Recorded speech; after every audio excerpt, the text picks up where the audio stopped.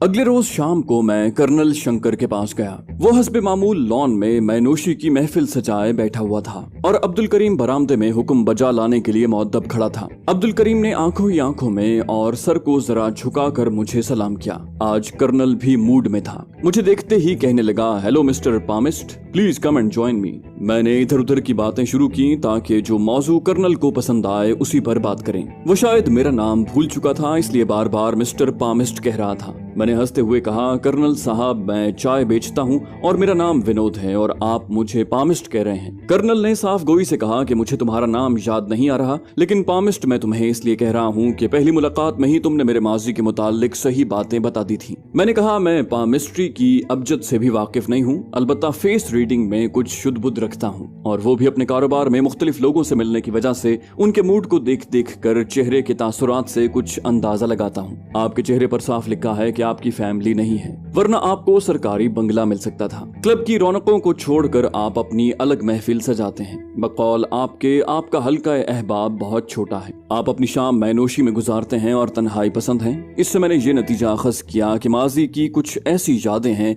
जो आपका पीछा नहीं छोड़ती और आप भी उन यादों को खुद से अलग करना नहीं चाहते, और ऐसी याद जवानी में मोहब्बत में नाकामी की ही हो सकती है। कर्नल गौर से मेरी बातें सुन रहा था। मैंने सिलसिला बरकरार रखते हुए कहा कि चूंकि मैं खुद भी माजी में ऐसी ही नाकामी का शिकार रहा हूँ, इसलिए आपके इस अंदरूनी दर्द को बखूबी समझ गया हूँ। आपको देखकर मुझे एक शेर याद आया है, कुछ इस तरह से सजाए हैं हमने वीराने कि अहले शहर भी आते हैं जी को बहलाने। मैं तो चाहता हूँ कि हर शाम आपके साथ गुजारूं, लेकिन महज इसलिए रोज नहीं आता कि ऐसी यादों में खोने वाला अपनी तन्हाई में किसी की मदाखलत पसंद नहीं करता। इसी मौजू पर याद नहीं मैंने और क्या कुछ कहा, लेकिन जब मैं खामोश हुआ तो ये सख्त गिर कर्नल मोम की तरह पिघल चुका था। लॉन में जलती नीलगू लाइट्स में उसकी आंखें आंसुओं से लबरेज नजर आती थीं। कर्नल कुछ देर कुर्सी की बैक से सर टिकाए खामोश बैठा रहा। जब वो खुद पर काबू पा चुका तो बोला, मैंने अपने माजी के बारे में आज तक सिर्फ 2-3 दोस्तों को बताया है और आज तुम्हें इसलिए बता रहा हूँ कि तुम बगैर बताए मेरे माजी को कुरेद चुके हो। मैं लाहौर का रहने वाला हूँ और रावियन हूँ। मैंने उसे टोकते हुए अनजान बनते हुए पूछा, रावियन से आपकी मुराद क्या है? हालांकि मैं खुद गवर्नमेंट कॉलेज लाहौर का स्टूडेंट रह चुका हूँ। ये कॉलेज तकसीम हिंद से पहले बर्रे सगीर का बेहतरीन कॉलेज माना जाता था और इसके तलबा खुद को रावियन कहते हैं। कर्नल ने यही मुझे बताया और कहा कि कॉलेज में शीला भनोट एक क्रिश्चियन लड़की से उसे मोहब्बत हो गई थी। वो उसकी क्लास फेलो थी और ये यकतरफा मोहब्बत न थी बल्कि आग दोनों तरफ यकसां भड़की हुई थी। वो बोला, मैं कॉलेज के नुमाया तलबा में था और पैराकी में कॉलेज टीम का कप्तान था। मैंने फैसला किया था कि ग्रेजुएशन के बाद ICS यानी इंडियन सिविल सर्विस का इम्तिहान दूंगा। शीला भी यही चाहती थी। हम दोनों ने BA का इम्तिहान इकट्ठे दिया था। हम दोनों के घर कूपर रोड पर थे। मेरे पिताजी पंजाब गवर्नमेंट में मुलाजिम थे। हम दोनों के घर वाले हमारी मोहब्बत से आगाह थे और एक दूसरे से मिलते रहते थे। अप्रैल 1947 में लाहौर भी हिंदू मुस्लिम फसादात की लपेट में आ गया। मेरी 2 बहनें थी जिनकी शादी नहीं हुई थी। एक शाम फसादियों ने हमारे घर के सामने वाले घर को आग लगा दी। वो घर मुसलमानों का था। मेरे पिता जो दिल के मरीज थे, ये मंजर देखकर उन्हें दिल का दौरा पड़ गया और वो स्वर्गवास हो गए। फसादियों की शरंगेजी पर तो चंद रोज में काबू पा लिया गया, लेकिन पिताजी की मौत ने हमें उजाड़ दिया। हमारे पास जमा पूंजी न होने के बराबर थी। घर का सारा बोझ मुझ पर आन पड़ा। मैंने रंग महल में एक दुकान पर जुज़ वक्ती मुलाजिमत की। उम्मीद थी कि पिताजी के फंड्स वगैरह मिल जाएंगे तो मैं ICS की तैयारी शुरू कर दूंगा। शीला के घर वालों पर हमारी माली कमजोरी का राज खुल चुका था और वो खिचे खिचे से रहने लगे थे। इसी दौरान शीला के लिए एक इंडियन क्रिश्चियन कैप्टन का रिश्ता आया। शीला ने भी अब मुझसे दूर रहना शुरू कर दिया था। मैंने शीला को लाख समझाने की कोशिश की, लेकिन बेसूद। मैंने उसे गुजरे दिनों की बातें और कस्में वादे याद दिलाए, लेकिन बेफायदा। और एक दिन शीला उस कैप्टन की दुल्हन बनकर चली गई, लेकिन मेरे दिल से न निकल सकी। मैं अपनी बेसरो सामानी के बोझ तले दबा हुआ शीला को गिरजे से कैप्टन की दुल्हन बनकर निकलते हुए देखता रहा, लेकिन कुछ न कर सका। मुझे एक चुप सी लग गई थी। इसी दौरान तकसीम हिंद हो गई। मैं अपनी माता और 2 बहनों को लेकर भारत चला आया। लाहौर में हमारा मकान मेरे पिता के एक दोस्त ने मुनासिब दामों पर हमसे खरीद लिया। उस मकान की जो रकम मिली थी उससे मैंने अपनी दोनों बहनों के हाथ पीले किए। कुछ अरसे बाद मेरी माता जी भी चल बसी। अब मैं यकाओ तन्हा था। मैंने फौज ज्वाइन कर ली। देहरादून में 2.5 साल की तरबियत के बाद 2nd लेफ्टिनेंट बना। मैंने पूरी कोशिश की कि शीला को दिल से निकाल दूं, लेकिन उसकी मोहब्बत और याद की जड़ें दिल में कुछ इतनी गहराई तक पहुंच चुकी थीं कि मैं नाकाम रहा। कर्नल की दुखती रग पर मेरा हाथ कुछ ऐसा पड़ा था कि उसके जज्बात के सारे बंध टूट गए। वो बोलता चला गया, आया। 65 की भारत पाकिस्तान जंग के दौरान मैं एक इन्फेंट्री कंपनी का कमांडर था और लाहौर सेक्टर पर मेरी कंपनी तैनात थी। मेरे रेकी करने वाले जवानों ने बताया कि पाकिस्तान की एक बड़ी तोप, गालिबन रानी या शेरनी, जो 250 पाउंड का गोला 22 मील दूर तक फेंक सकती है, उसकी लोकेशन उन्होंने देख ली है। मैं अगर चाहता तो अपनी आर्टिलरी को बताकर उस तोप को तबाह करवा सकता था, लेकिन मैं अपनी आर्टिलरी को ना बता सका। अगरचे हमारा मुवासलाती राब्ता अपनी आर्टिलरी से कट चुका था, लेकिन उन तक पैगाम पहुंचाने के और जराए भी थे। ये शायद लाहौर और शीला से मेरी मोहब्बत की वजह से हुआ, जो लाहौर में रहती थी। मैं अपना फर्ज न निभा सका। उस जुर्म की पादाश में मुझे दफ्तरी उमूर पर लगा दिया गया। मैंने शादी नहीं की। अपने दफ्तरी औकात के बाद मेरा बेशतर वक्त तन्हाई और शराब नोशी में गुजरता है। कर्नल शंकर ने और बहुत सी बातें की जिनसे मैंने अंदाजा लगाया कि कर्नल भारतीय फौज से भी नाला है और गैर महसूस तौर पर अपनी जाती वजूहात की वजह से पाकिस्तान के भी उतना खिलाफ नहीं जितना दूसरे भारतीय फौजी थे। रात करीबन 12 बजे हमारी ये महफिल बर्खास्त हुई और मैं कर्नल शंकर के मुताल्लिक मुतजाद ख्यालात के हुजूम में घिरा हुआ अपने होटल वापस पहुंचा। जहां पाकिस्तान की रानी और शेरनी तोपों के मुताल्लिक कुछ बताना चाहता हूं। ये 2 सुपर हैवी होविट्जर अमेरिका ने अच्छे वक्तों में पाकिस्तान को दी थी। इनमें चलने वाला गोला 250 पाउंड का होता है और 22 मील तक इसकी रेंज है। 100 मीटर के दायरे में उसका गोला हर शय को तबाह कर देता है। इन तोपों के गोले के चलने की आवाज इतनी ज्यादा होती है कि चलाने वाले के कानों के पर्दे फट जाते हैं। इसलिए इन तोपों के बिल्कुल करीब पानी के बड़े टैंक रखे जाते हैं।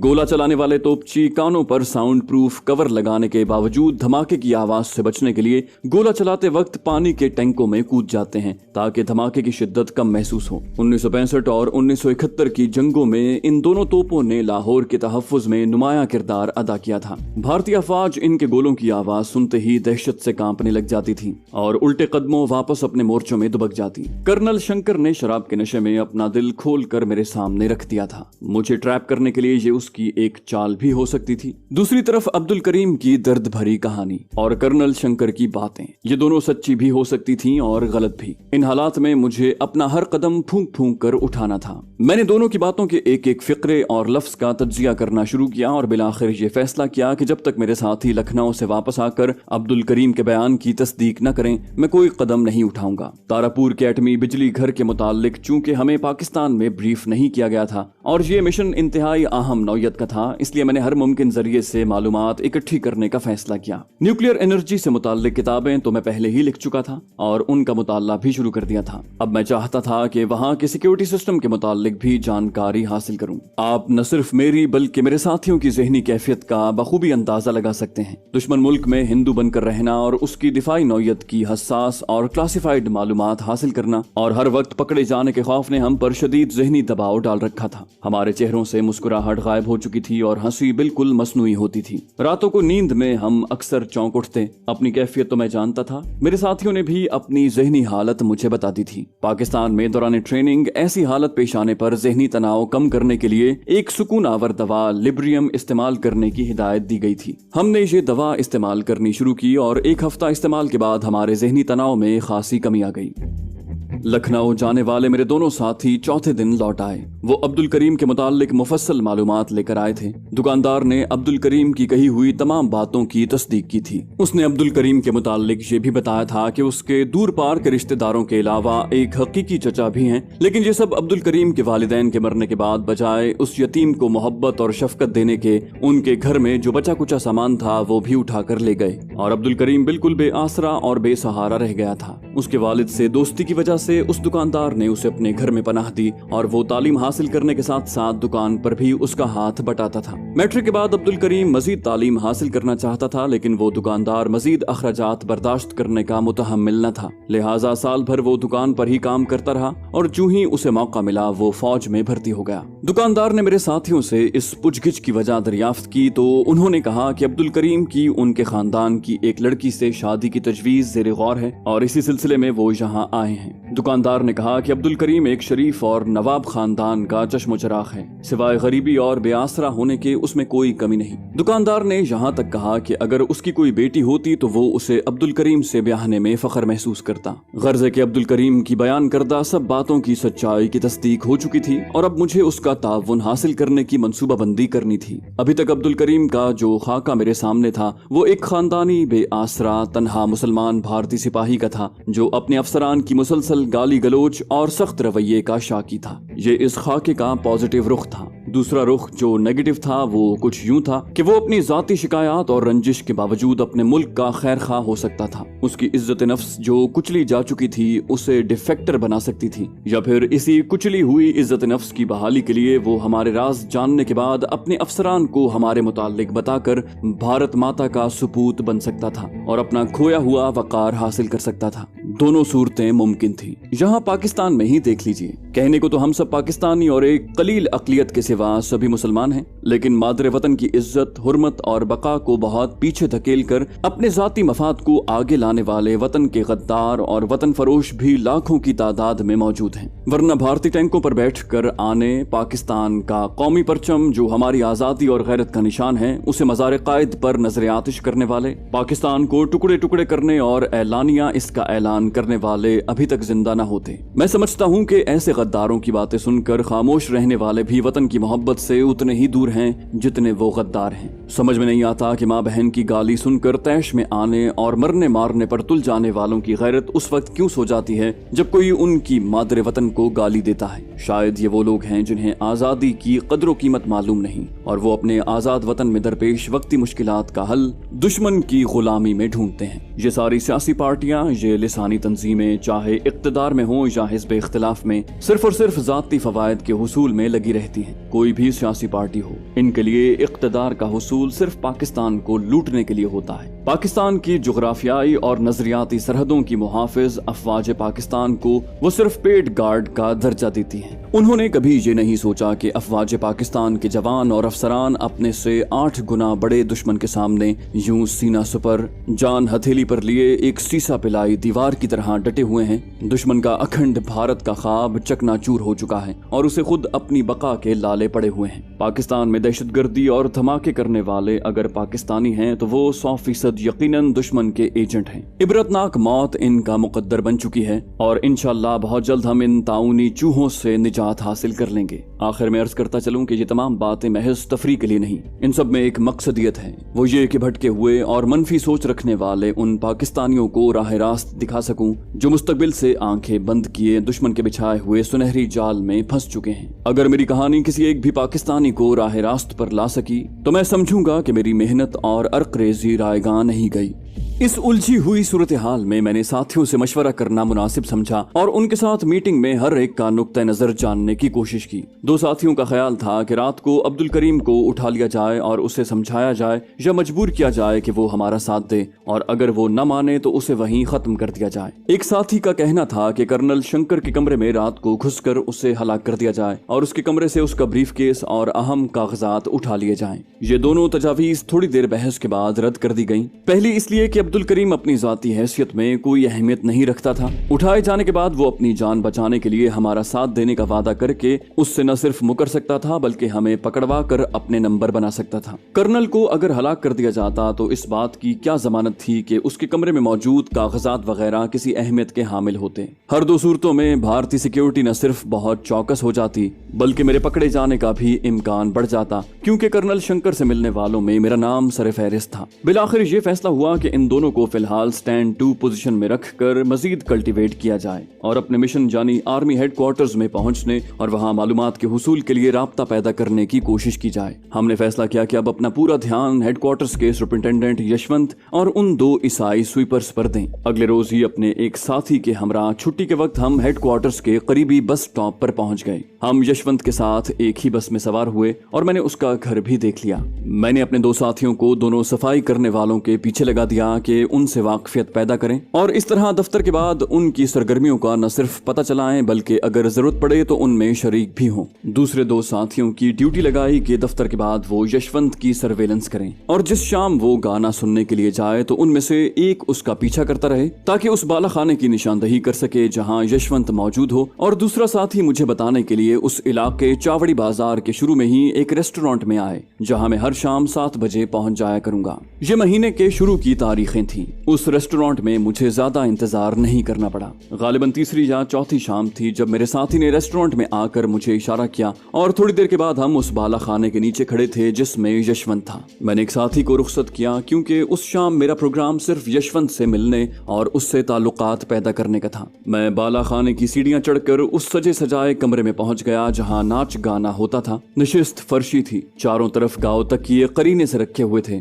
अभी महफिल शुरू नहीं हुई थी। नायिका ने मुझे खुशामदीद कहा। मैं यशवंत के साथ की नशिस्त पर बैठ गया। चंद मिनटों के अंदर मुझे एक नकरई तश्तरी में चांदी के वर्क में लिपटा पान पेश किया गया। मैंने पान उठाकर 20 रुपए तश्तरी में रख दिए। थोड़ी देर बाद साजिंदे आ गए और अपने साज दुरुस्त करने लगे। अभी गाने की तैयारियां शुरू हो रही थी कि यशवंत और 2-3 दूसरे लोगों के सामने ग्लास और सोडे की बोतलें आ गईं। यशवंत ने जेब से शराब का अद्धा निकाला। दूसरे ग्राहकों के लिए शराब की बोतलें नायिका ने पिछले कमरे से मंगवा ली। बड़े मुअद्दब अंदाज में नायिका ने मुझसे पूछा कि मैं क्या शौक करूंगा। हमारे पास आपकी खिदमत में पेश करने के लिए बढ़िया स्कॉच विस्की से लेकर मकामी बनी हुई आला शराब मौजूद है। मैंने उसे कहा कि आज मैं पीने के मूड में नहीं हूँ, इसलिए सिर्फ कोई ठंडा मशरूब पीऊंगा। थोड़ी ही देर में यखबस्ता कोका कोला की 2 बोतलें मेरे सामने रख दी गईं। नायिका ने कहा, हुजूर ने फरमाया था कि आज पीने का मूड नहीं है। इसका मतलब है कि हुजूर पीते हैं। मुझे यकीन है कि हुजूर का मूड बन जाएगा, इसलिए जब चाहें बिला झिझक तलब फरमाएं। महफिल का आगाज नीम क्लासिकी गानों से हुआ। यशवंत इस दौरान अपने अद्धे का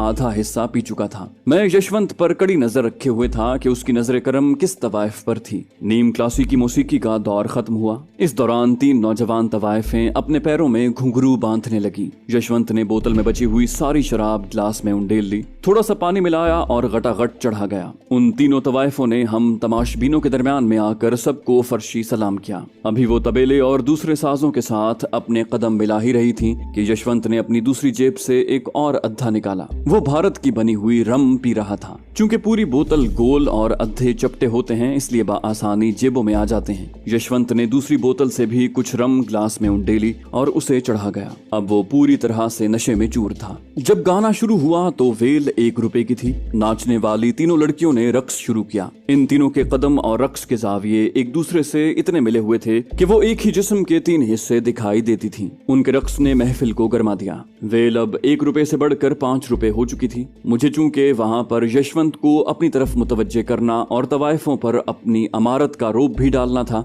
लिहाजा मैंने 10 रुपए की वेल शुरू की। बाला खानों का रिवाज है कि जो ज्यादा वेल पेश करे उसी के सामने जाकर नाचना या नाचते हुए बैठ कर वेल लेना होता है। 10 रुपए की वेल पर दूसरे तमाशबीन कुछ चौंक से गए और रुपए के 10 नोटों का पैकेट बनाकर वेल देनी शुरू की, लेकिन वेल देने में वक्फा बढ़ा दिया। यही वक्त था जब मुझे first impression is the last impression के मिस्ताक अपनी अमारत का रोब जमाना था। मैंने वेल 20 रुपए कर दी। बाला खानों का उसूल है कि बैक वक्त अगर 2 या ज्यादा तमाशबीन वेल पेश करें तो ज्यादा वेल देने वाले के पास तवाइफ पहले आती है। मैं अपने हमरा खासी रकम ले गया था। 20 रुपए के नोटों की एक गड्डी के अलावा 100 रुपए के 60 नोट मेरे पास थे। बैक वक्त मैंने और यशवंत ने यशवंत की मखसूस तवाइफ को वेल लेने के लिए इशारा किया। मेरे पास 20 रुपए का नोट था और यशवंत ने 10 रुपए आगे कर रखे थे। तवाइफ मेरे पास आई और ठुमके दिखाते हुए नोट लेकर उठने लगी तो मैंने एक और नोट निकाल कर उसे फिर बिठा लिया। 20 वाले नोटों की गड्डी मैंने अपने सामने कालीन पर रखी हुई थी और एक के बाद एक नोट देकर उस तवाइफ को उठने नहीं देता था। यशवंत ने अपना हाथ जिसमें 10 का नोट पकड़ा हुआ था पीछे कर लिया। मैंने अपना सिलसिला जारी रखा। यशवंत मायूस होकर उठने लगा तो मैंने उसका बाजू पकड़ते हुए उसे बिठा लिया और कहा, यशवंत बाबू ये क्या? वो एक अजनबी के मुंह से अपना नाम सुनकर कुछ हैरान सा हुआ। मैंने बेतकल्लुफी से अपना एक हाथ उसकी कमर में डालकर उसे अपने नजदीक कर लिया और दूसरे हाथ से वेल पहले यशवंत के सर पर और फिर उसके माथे और गालों पर रख कर देनी शुरू कर दी। तवाइफ का क्या था, उसे तो नोट इकट्ठे करने थे। वो मेरी दी हुई वेलें यशवंत के सर और चेहरे से चुटकियां भर भर कर उठा रही थी। शराब के नशे में मदहोश यशवंत ने 1-2 बार मुझे रस्मी तौर पर रोकने की कोशिश की, लेकिन हुस्न शबाब की गर्मी, इतनी कुर्बत और महबूबा की अटखेलियां उसे इतनी मन भाई कि उसने हथियार फेंक दिए। इस दौरान दूसरी 2 तवाइफें मुसलसल नाच रही थीं और बेदली से दूसरे तमाशबीनों की दी हुई वेलें तस्वीरें ले रही थी। कुछ तमाशबीन मुकाबले की सकत न होने की वजह से उठकर जा चुके थे। साजिंदों ने भी इस दौरान नई धुन शुरू की, लेकिन मैंने यशवंत की महबूबा को उसके सामने से उठने न दिया। अगर मेरी हर वेल का दरमियानी वक्फा 45 सेकंड भी लगाया जाए तो 1 घंटे से ज्यादा यशवंत की महबूबा को मैंने उसके सामने बिठाए रखा। दूसरी 2 तवाइफें नाचते नाचते बेहाल हो चुकी थी। मेरी गड्डी में जब 4-5 नोट बाकी रह गए तो मैंने 100 रुपए के 20 नोट नायका को मुखातिब करके उसकी तरफ फेंक दिए, और इससे पहले कि मेरे बाकी 4-5 नोट खत्म होते 20 रुपए वाले नोटों की एक नई गड्डी मेरे सामने रख दी गई। नायका ने मुझसे अब इकट्ठी रकम ऐंठने का सोचकर रक्स बंद करवा दिया और एक तरह का वक्फा हो गया। नायका ने सबसे खाने का पूछा। मैंने सीख कबाब और पराठे मंगवाए। यशवंत ने भी कबाब और पराठे मंगवाए। मैंने 1000 रुपया नायका की तरफ उछालते हुए कहा कि मैं, यशवंत और उसकी महबूबा खाना पिछले कमरे में इकट्ठे खाएंगे। नायका ने सर हिलाकर हामी भर ली। हम तीनों ने पिछले कमरे में खाना खाया। खाने के बाद अब महफिल का दूसरा हिस्सा शुरू होना था। यशवंत इतनी ज्यादा पी चुका था कि लड़खड़ा कर कभी इधर गिरता कभी उधर। मैंने नायका को कहा कि इनकी तबीयत ठीक नहीं है, इसलिए अब हम चलते हैं। ये कहते हुए मैंने नायका को मजीद 500 रुपए दिए और यशवंत को संभालते हुए नीचे ले आया। मेरा साथी रेस्टोरेंट में मेरा मुंतजिर था। मैंने उसे टैक्सी लाने को कहा। जल्द ही टैक्सी आ गई। चावड़ी बाजार के पीछे ही 2 तंग गलियों में जिस्म फरोशी का धंधा होता है। मैंने वहां टैक्सी रुकवाई। यशवंत तो टैक्सी में ही खर्राटे भरने लगा था। मैं उस गली में गया। गली में दाखिले की जगह पर पुलिस का एक हेड कांस्टेबल और सिपाही खड़े थे। मैंने उनकी तलब निगाही से अंदाजा लगाकर 50 रुपए हेड कांस्टेबल की मुट्ठी में थमा दिए और उसने हंसते हुए मुझे आगे जाने का ग्रीन सिग्नल दे दिया। मैंने गली का एक सिरे से दूसरे सिरे तक चक्कर लगाया और एक निस्बतन जवान और साफ सुथरी औरत के करीब गया। छोटे छोटे गलीज कमरों वाली उस गली में 8-10 कमरे ही खुले थे, बाकी सब बंद यानी इंगेज थे। मैं उस औरत के करीब गया तो वो फौरन बोली, एक टाइम का 30 रुपया। मैंने कहा मैं 300 दूंगा और 1 घंटे में वापस छोड़ दूंगा। वो कुछ सोचने लगी। मैंने कहा अच्छा 500 दूंगा। उसने दिलावरे नाम के किसी आदमी को बुलाया और उसे मेरी ऑफर बताई। दिलावरा पूछने लगा कहाँ ले जाना है। मैंने कहा दरियागंज। उसने कहा कोई चक्कर है। मैंने जवाब दिया हाँ, एक हिंदू को जिसने कई मुसलमान लड़कियों को खराब किया है उसे रुस्वा करना है। उसने पूछा आप मुसलमान हैं? मैंने कहा हाँ। उसने पूछा सबूत? मैंने कहा कमरे में आओ सबूत दिखा दूं। सबूत देखने के बाद वो मुतमईन हो गया। उसने कहा कि आपने बजाय इधर उधर की बातें करने के सीधी और सच्ची बात की है। आप शक्ल से भी भले आदमी दिखाई देते हैं। मैं जर्री को आपके साथ भेज देता हूँ। 1 घंटे की बजाय इसे बेशक सुबह तक अपने साथ रखें, लेकिन इसे सही सलामत वापस छोड़ जाएं। और दूसरी बात यह कि 1 से ज्यादा आदमी इसके पास न जाए। मैंने उसे कहा कि 1 आदमी भी पास नहीं जाएगा, हमें सिर्फ उस हिंदू को रुस्वा करना है और बस। उसने जर्री को मेरे हमरा जाने का कहा और खुद कमरे के अंदर चला गया। जर्री 5-7 मिनट में मेकअप दुरुस्त करके बाहर आ गई और मैं उसे लेकर गली के बाहर आ गया। ड्राइवर के साथ अगली सीट पर मैं बैठ गया और पिछली सीट पर यशवंत, बीच में जर्री और फिर मेरा साथी बैठ गए। टैक्सी ड्राइवर सिख था। मैंने उसे दरियागंज की तरफ जाने का कहा। दरियागंज जाते हुए करीब आधा मील एक जगह कोई आबादी न थी, सिर्फ दरख्त और झाड़ियां थी। मैंने ड्राइवर को कहा कि उस जगह रुक जाए। अपने साथी को मैंने सोए हुए यशवंत को सहारा देकर झाड़ियों के पीछे ले जाने को कहा। जर्री को भी उनके पीछे जाने का कहा। ड्राइवर को मैंने 100 का नोट दिया और कहा कि टैक्सी का बोनट उठाकर यूं जाहिर करे जैसे इंजन में कोई खराबी पैदा हो गई है। हम 15-20 मिनट में वापस आते हैं। वो हंसने लग गया और कहा सिर्फ 15-20 मिनट? जाओ बाऊजी मौजा करो, खालसा इत्थे तुहाडा 4 घंटे भी इंतजार कर लेगा। चावड़ी बाजार और फिर जिस्म फरोशों की गली से एक औरत को हमरा लाते देखकर वो हमारे इरादे समझ गया था। मैं हंसा और उसके कंधे पर हाथ मारकर खुद भी झाड़ियों के पीछे चला गया। यशवंत नशे में चूर जमीन पर ढेर पड़ा हुआ था। मेरे साथी को भी इल्म न था कि मैं क्या कर रहा हूँ। मैंने उसे यशवंत के सारे कपड़े उतारने का कहा। उधर जर्री को भी कहा कि वो भी जरा ओट में अपने सारे कपड़े उतार दे। 5 मिनट में दोनों कपड़ों से आजाद हो गए। मैं और मेरा साथी दोनों मुसल्ला थे। मेरे साथी के पास तकरीबन 2000 रुपए थे। मैंने उससे सारी रकम ले ली और अपने सारे रुपए इकट्ठे मिलाकर यशवंत के हाथ में पकड़ा दिए। यशवंत को मेरे साथी ने जमीन पर बैठे बैठे सहारा देकर खड़ा किया। मैंने जर्री को कहा कि वो यशवंत के बिल्कुल साथ खड़ी होकर यशवंत के सीने पर सर रख दे। अब ये पोज कुछ यूं था कि दोनों बिल्कुल नंगे झाड़ियों में खड़े थे। जर्री उसके साथ लिपटी हुई थी और यशवंत ने नोटों वाला हाथ उसकी गर्दन के पीछे से गुजार कर सामने उसके जिस्म पर रखा हुआ था। मैंने साथी से कैमरा लेकर उस पोज में और कई दूसरे पोजों में पूरी 12 तस्वीरें उतारी। उसके बाद मैंने नोट यशवंत के हाथ से लेकर अपनी जेब में रख लिए। साथी ने यशवंत को कपड़े पहनाए और जर्री को अपने कपड़े पहनने को कहा। इस काम से फारिग होकर जब हम वापस टैक्सी की तरफ लौटे तो बमुश्किल आधा घंटा गुजरा था। टैक्सी ड्राइवर हैरान था कि हम 3 मर्द इतनी जल्दी कैसे वापस आ गए। मैंने उसे वापस चावड़ी बाजार चलने को कहा। गली के करीब पहुंचकर मैंने जर्री को वापस जाने का कहा तो वो कहने लगी कि मुझे मेरे कमरे तक छोड़ जाएं, वरना पुलिस वाले मुझे जबरदस्ती हमरा ले जाएंगे। मैं जर्री को उसके कमरे तक छोड़कर वापस पलटा तो वही दोनों पुलिस वाले वहां मौजूद थे। 50 रुपए रिश्वत की गर्मी से वो हमारे गली में जाने और मेरे वापस आने पर सिर्फ मुस्कुराए। अब मैंने टैक्सी ड्राइवर को रेलवे स्टेशन की तरफ चलने का कहा। रेलवे स्टेशन पर ये टैक्सी छोड़कर हमने एक दूसरी टैक्सी ली और यशवंत के घर की तरफ रवाना हुए। यशवंत के घर की गली से चंद कदम के फासले पर मैंने टैक्सी रोकी। मैं टैक्सी में बैठा रहा और मेरा साथी अध सोए यशवंत को सहारा देकर उसके घर तक ले गया। बकौल उसके यशवंत के लड़के ने दरवाजा खोला। मेरे साथी ने यशवंत को उसके हवाले किया और तेज कदमों से वापस लौट आया। यशवंत के लड़के ने मेरे साथी से कोई सवाल नहीं किया। शायद ये उसके रोज के मामूलात थे कि नशे में चूर वापस लौटता। मैंने अपने साथी को मोहल्ला फराश खाने के करीब उतार दिया। उससे ली हुई रकम उसे वापस लौटा दी और कहा कि फिल्म अर्जेंट डेवलप करवा के हर तस्वीर की 3-3 कॉपियां बनवा ले। मैं अगली शाम 7 बजे उसे चावड़ी बाजार के उसी रेस्टोरेंट में मिलूंगा। अपने साथी को रुखसत करके मैंने टैक्सी ड्राइवर को नई दिल्ली चलने का कहा। लोधी होटल से आगे गुजरकर टैक्सी को फारिग किया और टहलता हुआ वापस होटल चला आया।